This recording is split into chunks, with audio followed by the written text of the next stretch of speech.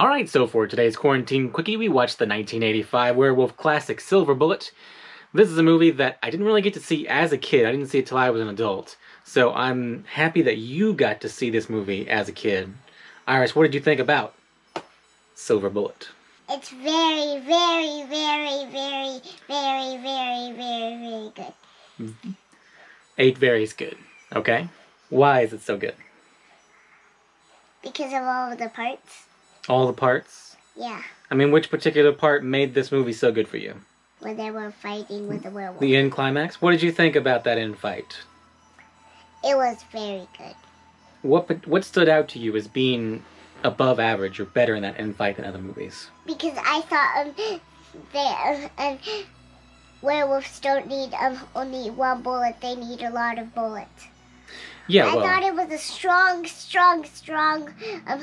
one, because strong ones need a lot of silver bullets. And I've seen some movies that of werewolf movies that have werewolves that need a lot of bullets. The werewolf movies you're thinking about that you've seen, that was just regular bullets they were shot with. I think. Each werewolf movie, kind of like each vampire movie, kind of like each zombie movie, has its own different rules. Most werewolf movies, the silver bullet is the way to kill a werewolf, and you really only need one. I think you're thinking about American Werewolf in London, in which case they just shot him with regular bullets, but they shot him with so many he just couldn't take it. How about the lead actor, Corey Haim?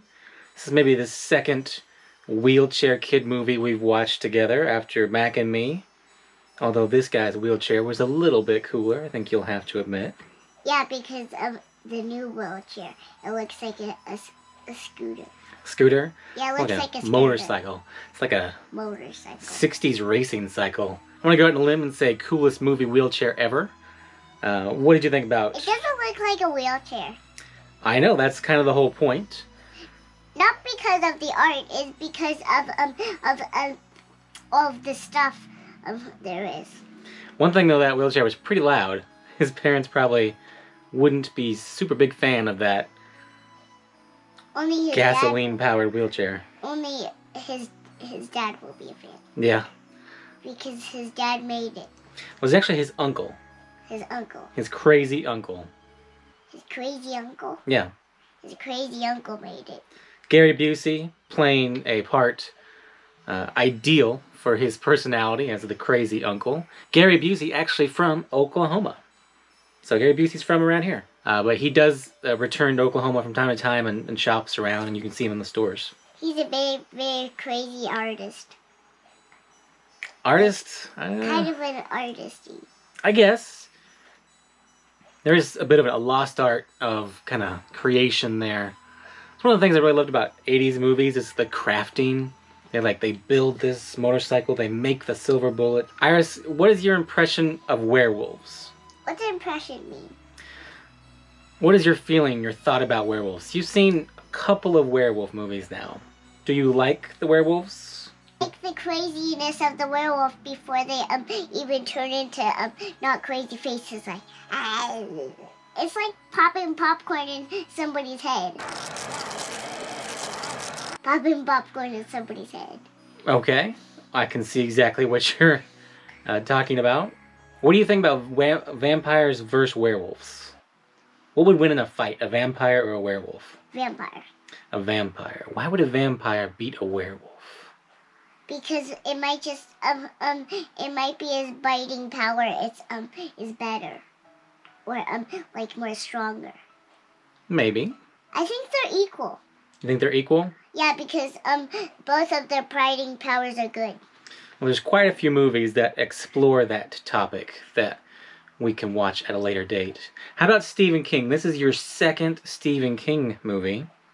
Stephen King is a very prolific writer of scary stories, and a lot of his scary stories have been made into movies and TV shows. You've seen Cat's Eye and Silver Bullet. This is kind of like an action movie, kind of. A little bit, yeah. It's got some action-y parts. It's like action-ish horror. It is. Do you think kids would like this movie? I think it's a girls and boys movie. You do? I think it's the whole part is girls and boys. The whole part of it, the movie. Why would girls like this movie? Because action. Okay. I thought you were gonna go with the narrator of the movie is the kid's sister. I wish the dog will stop barking. I know.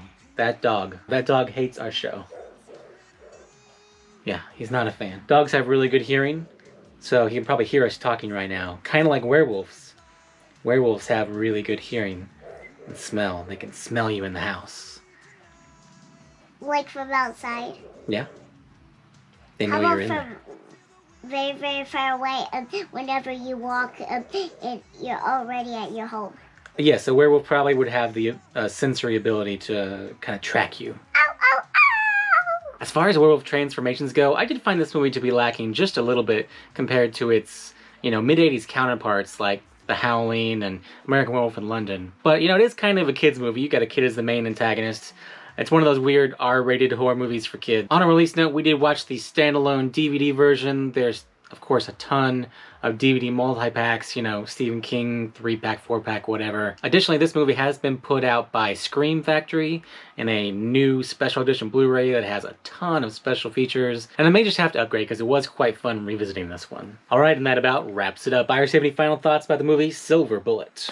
Yes. Yes, what is it? All of the kids' families should watch this movie. But no babies. Good family movie. No babies allowed. No babies. I think that's probably a good idea with most movies. Although I do recall watching quite a few movies folding you in my arms. Movie stuff, then you should get your baby to watch. And thanks for tuning in and have a great day. And keep on your mask.